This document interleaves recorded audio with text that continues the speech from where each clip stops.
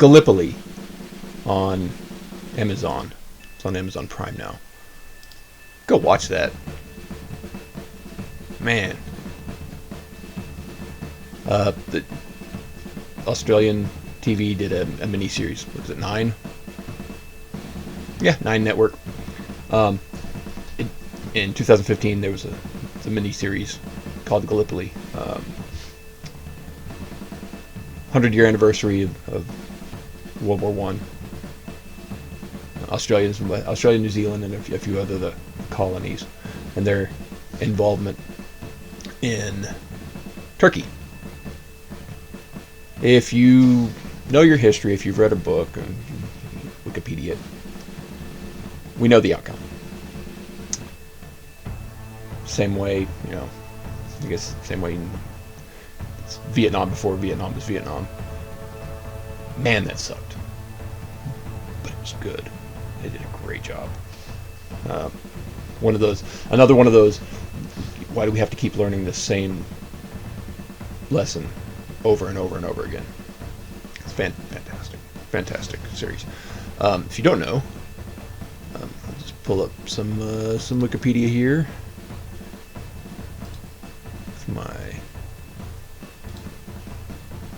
Let's see. Gallipoli. It's a peninsula on the southern part of East Thrace, the European part of Turkey, within the Aegean Sea. And this really sucked.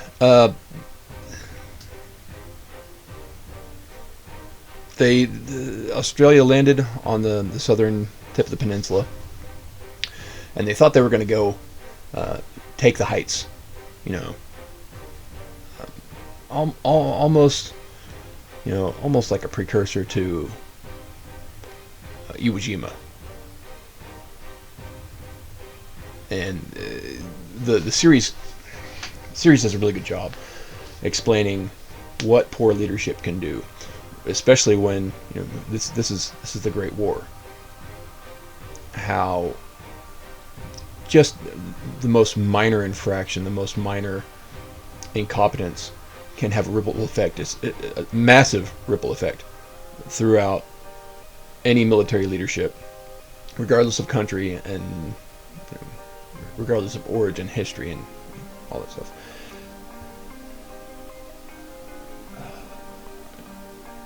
A general who refuses to,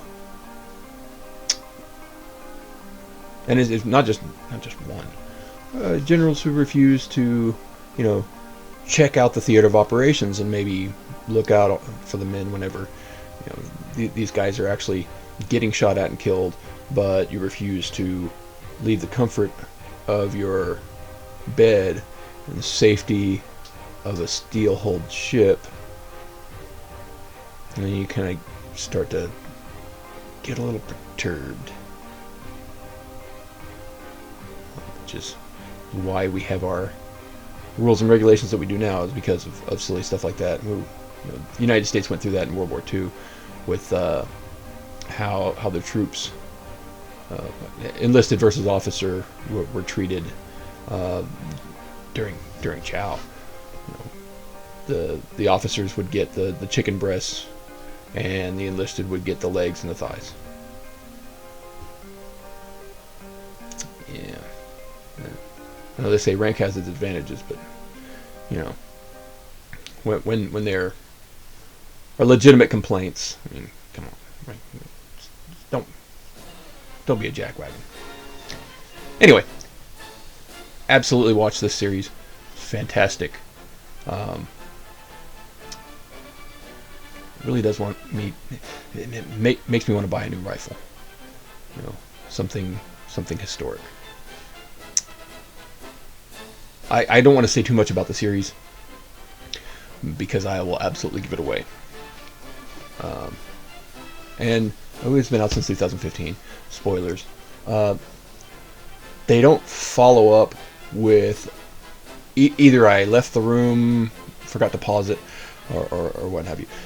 There is a point where they do address a love interest from the protagonist, or one of the many main characters. They kind of hint at it. They show, they don't tell. That was the best part about it. They showed, they didn't tell. Now I'm really interested to read more about this main character, if he's a real person or not. They didn't follow up. They didn't finish that out. They just ended it with the war side of it. They did. What happens? Now? This is the memory that's gotten the main character through the war.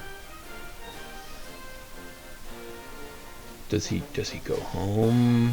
Does he reunite with his love interest?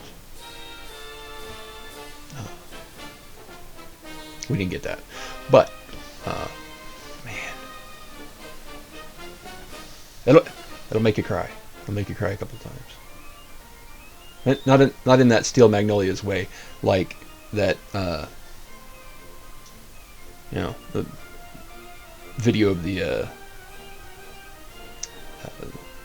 special needs kid who is learning to walk for his dad for the very first time, when his was a video of Marine Corps homecoming, and the guy hugs his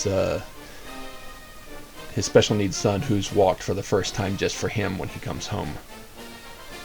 Yeah, that type of dadgummit patriotism type, Anyway, trying to make this one short because there's not a whole lot I can say about it other than just watch it. It's a fantastic series. 7-part miniseries. My wife suggested it, and we finished it out on the weekend.